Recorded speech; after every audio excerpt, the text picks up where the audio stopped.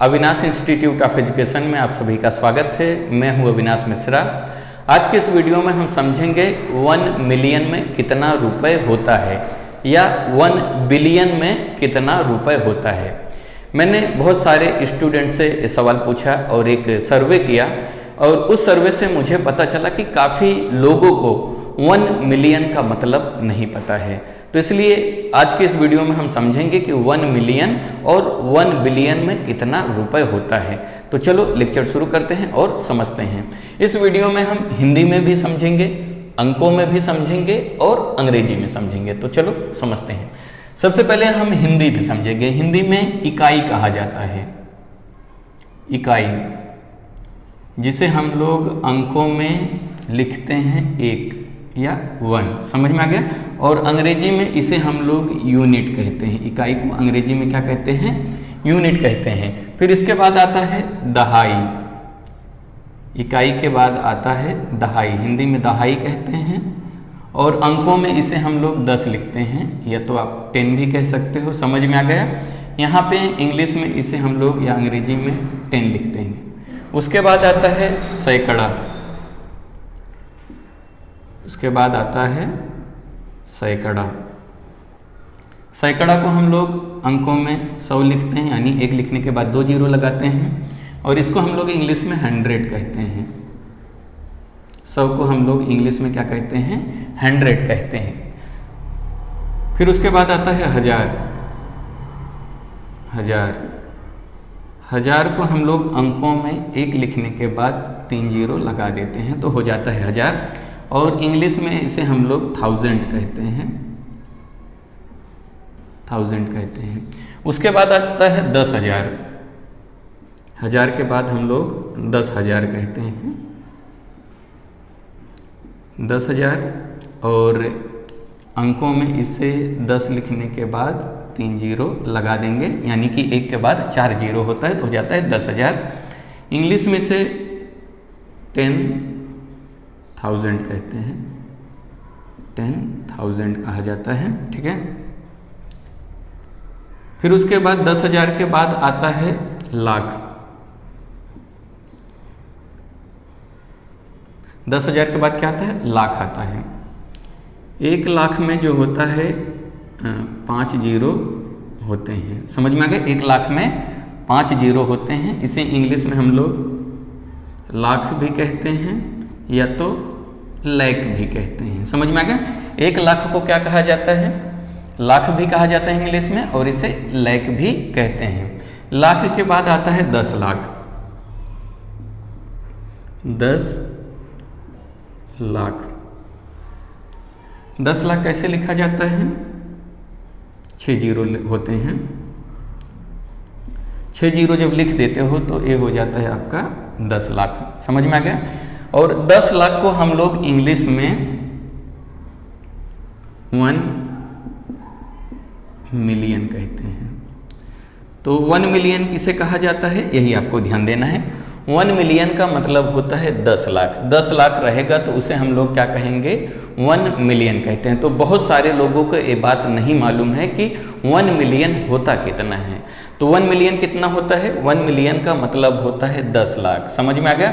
तो बहुत सारे लोगों के जब सब्सक्राइबर या फॉलोवर हो जाते हैं, 1 मिलियन फॉलोवर हो जाते हैं या 1 मिलियन सब्सक्राइबर हो जाते हैं, तो उसे हम लोग क्या कहते हैं? उसे हम लोग कहते हैं 10 लाख। 10 लाख का मतलब होता है 1 मिलियन। समझ में आ गया। 1 मिलियन का मतलब क्या होता है? 10 लाख होता है।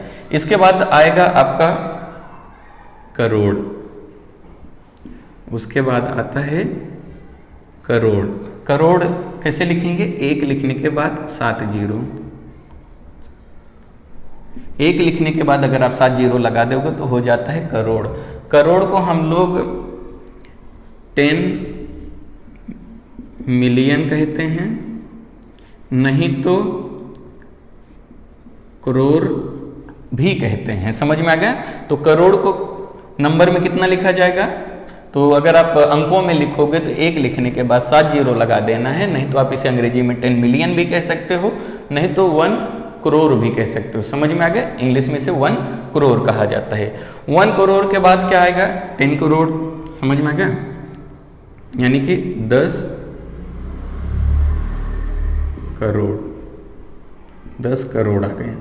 10 करोड़ को कैसे लिखेंगे? 1 लिखने के बाद 8 जीरो लगा देंगे। समझ में आ गया? 1 लिखने के बाद यहाँ पे 3 3 6 7 जीरो है तो 8 जीरो लगा देंगे। समझ में आ गया? 1 लिखने के बाद हम क्या करेंगे? 8 जीरो लगा देंगे तो हो जाएगा 10 करोड़। 10 करोड़ को हम लोग क्या लिखते हैं? 10 करोड़ को हम लोग 100 मिलियन लिखते हैं। 100 मिलियन, 100 मिलियन का मतलब कितना होता है? 10 करोड़ होता है। करोड़ के बाद आता है अरब। करोड़ के बाद क्या आता है? अरब आता है। समझ में आ गया? अरब के बाद क्या करना है? आपको 1 लिखना है, 9 जीरो लगा देना है। समझ में आ गया?